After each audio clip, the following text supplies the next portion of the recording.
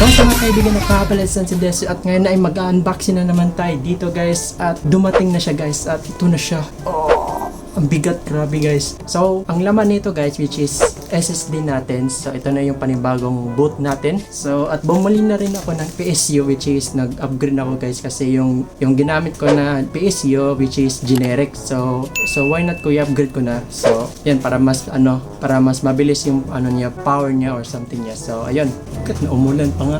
Medyo brightness yung niya camera which is ayusin natin yung mamaya. So wag natin ito patagalin ito guys. Buksan na natin ito. Excited now, let's go. Ito na. So ayun na nga guys, no. So buksan na natin to. So ito na yung ating may wagang gunting. So buksan na natin to. Let's go. So unahin ko, saan ko unahin to? Dito. Unahin natin dito guys. Let's go. So ngayon lang siya dumating guys which is June 12, mga alas 2 ng hapon. So yun, ito na. So excited na ako buksan to kasi gusto ko na i-upgrade tong natin, power supply natin guys. Gusto ko ng more power, more mabilis yung niya, yung process niya sa mga motherboard at saka yung ating SSD. So yan, ito na siya guys. Dadadadadun. At yun so yung SSD natin pala, yung brand niya is Ramsta S500 I think. At saka yung ating PSU Corsair siya guys. Corsair V5 ata yun, nakalimutan ko yung niya. Corsair siya guys. Which is siya guys, hindi siya generic, true rated siya. 80 plus bronze siya. So yan ang pinili ko na PSU niya. Hindi ko gusto kasi generic guys kasi mabilis masira yung natin, yung computer.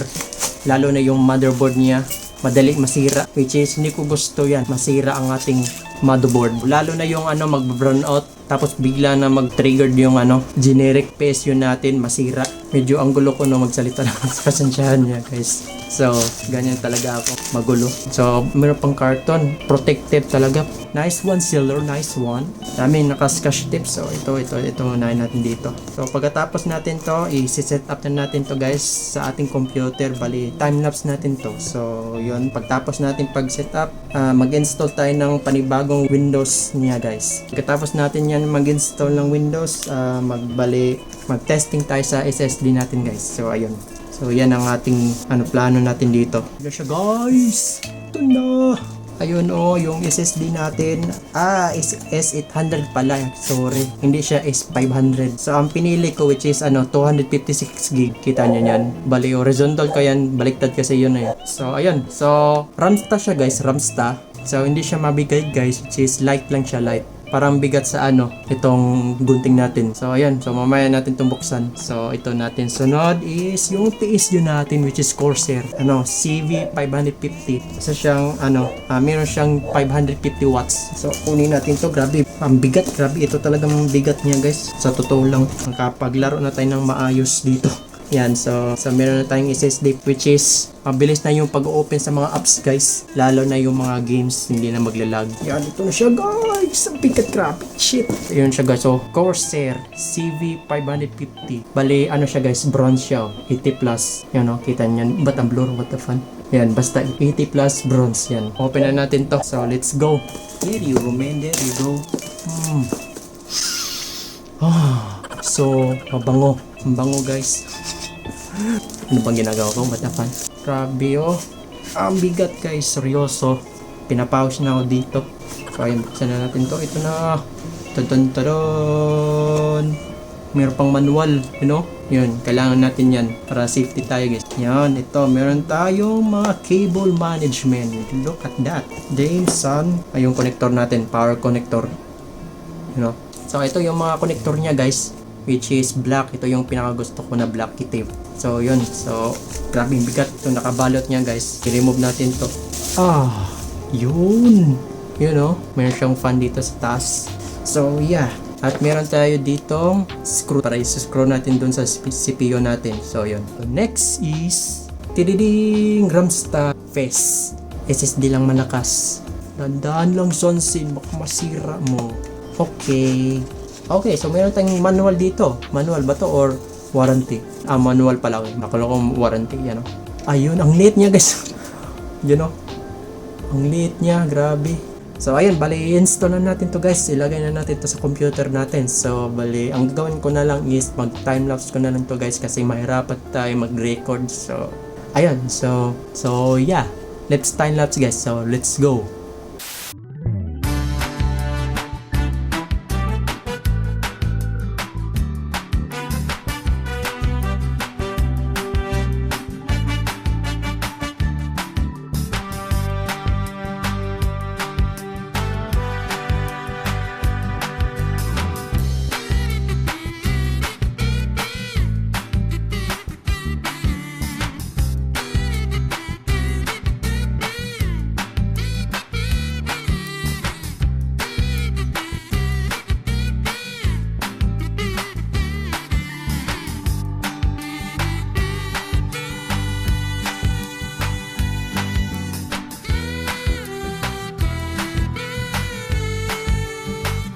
Alright guys, so bali tapos na ako mag cable management dito, yun no. Medyo kalat kayo.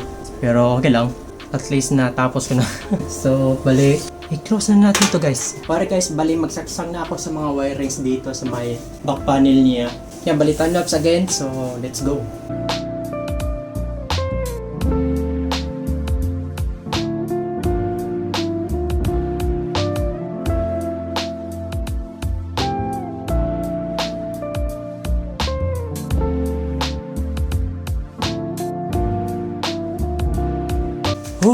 Alright guys, so bali tapos na ako mag-success sa likod. So bali mag-install na tayo sa Windows niya. So nandito na yung natin, yung boot niya. Yeah, mag-install na tayo ng Windows 10. Let's go. Okay guys, so bali i-on na natin to. Baka kinabahan ako talaga guys, baka ayaw gumana. So ayun, so let's start. I-saksak na natin tong dito. Yan, saksak natin yan. So on this, there we go. So bali, okay, yosh. Sana gumana ka. Please. It's been 2 weeks ka na nandito. Please, 1, 2, 3. Pa tayo? What's happening? Oh, okay, wait lang. Kalimutan ko i-switch. Meron palang switch dito. Okay, there we go. So, 3, 2, 1. Pa tayo? What's happening? Okay guys, so kaya pala guys ayaw gumana. So hindi ko pala nasaksak yung niya, yung mismong power on niya. Ba't nandilim? Teka lang. Ito guys, power niya. Kalimutan ko saksak. So kaya pala kinabahan ako dyan. So continue na ito ilagay yung mga dito, mga GPU natin dito. So yun, so i-update ko lang kayo pag nalagay ko na. So yeah, let's go. Alright guys, so I'm back. So bali, turn na natin to. Let's go. 3, 2, 1. Oh, nabilaw na. Okay, thank goodness, sa wakas. Kala ko nasira na yung PC. So hindi lang pala. Ayun, lumabas na yung logo niya. So bali, saksak na natin tong itong USB niya. Ay, nakalimutan ko saksak to. Kailangan pa i-saksak to. Teka lang, i-turn off ko lang muna to. Ito, saksak natin tong natin boot. Ang custom Windows 10. Ayan, so bali, on na natin to. Let's go. Tapos, punta tayo sa BIOS para switch natin yung niya, yung boot niya. Press natin itong delete. Ayun, lumabas na yung BIOS. So, punta tayo sa guys, sa boot. Tapos, scroll down. Then, hanapin natin yung boot options number 1. So, ito yung boot option number 1. Yun kasi yung priority niya. So, ang nakaselect is yung natin, yung panibagong SSD natin. So, switch natin sa ating USB. Kasi dyan tayo mag-install ng Windows 10. So yan, that's it. So F10 natin to para save. Then save. Okay, there you go. So dadalhin na yan tayo sa sa my Windows installation. Ayun na siya guys. Setup is starting. So ayun. So sa mga hindi pa kaalam kung paano mag-install, so tuturuan ko kayo kung paano. Pindutin nyo tong next. Bali next natin to. So kung wala kayong activation key or product key, so ipindot nyo na tong I don't have. Ito. Scroll down nyo to guys. Next. Tapos, pindutin nyo itong custom. So, dito guys, meron nakalagay na allocated space. Ito yung yung SSD ko guys. Ito naman is drive 1. Bali, ito yung yung ika-2 hard drive ko dun. So, pindutin nyo to. Tapos, next, wag nyo na lang to inyo guys kasi, automatic na lang to Si Windows 10 na lang bahala mag-allocate. So, next, pindutin nyo yung next. So, ayun. So, that's it lang guys. Mag-wait lang kayo matapos nitong install niya. So, madali lang to. So, i-update ko lang kayo pag tapos na. So, yeah. Let's go. Okay, nandito na tayo guys. So, ang next ko, ang gagawin is try ko mag SSD test na ilan yung ano natin, yung speed niya na yung ano natin pagka-copy niya na files. Desmart 64. So, ito niya. Hindi natin yung speed niya. So, okay na ba yung lahat? Ito yung SSD natin. Yep, I think okay na yan. So, try natin yung all. All natin. Bali, ano na natin to, fast forward lang to guys. Ayun, mababas na yun mababas na yung ano niya, read 543.55 siya. Yung pagre-read niya. Sa right naman, so wait lang tayo pagtapos na ito. Alright guys, so bali tapos na ang kanyang test. So ito yung resulta niya. So ito yung read niya is 543 Mbps speed niya, yung pagka-copy niya na files. Dito naman is write Mbps niya is 457 Mbps speed. Wow! Grabe, ang bilis. Ang itong pagka-copy niya ito ng mga files, lalo na yung mga movie. So ayun, so not bad at all. So the best SSD ever na nabili ko. So okay, so tignan na naman natin yung pag-open natin ng apps. CPU-Z open, open agad. What the fun, 1 seconds lang ata na open na. Try natin, open natin tong paint, tignan natin.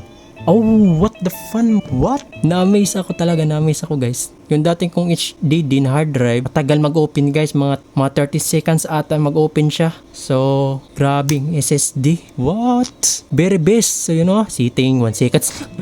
Grabe yung bilis man. The best ever SSD. Wala ko na masabi. The best lang, the best ever. Okay, so dito lang muna ang videos. So, maka-upload na, putik kayo na. Ano ba yan? Maka-upload na tayo ng video guys, which is good. Okay, so abangan nyo yung mga video natin guys. So ko pa na-edit yung mga iba. So yeah, maka-upload na tayo again. So I guess dito na muna ang video guys. So sama na-enjoy nyo itong unboxing video natin. So kung na-enjoy nyo, iwan kayo ng like dyan, ma-upload yan, and subscribe na kayo, click notification bell dyan.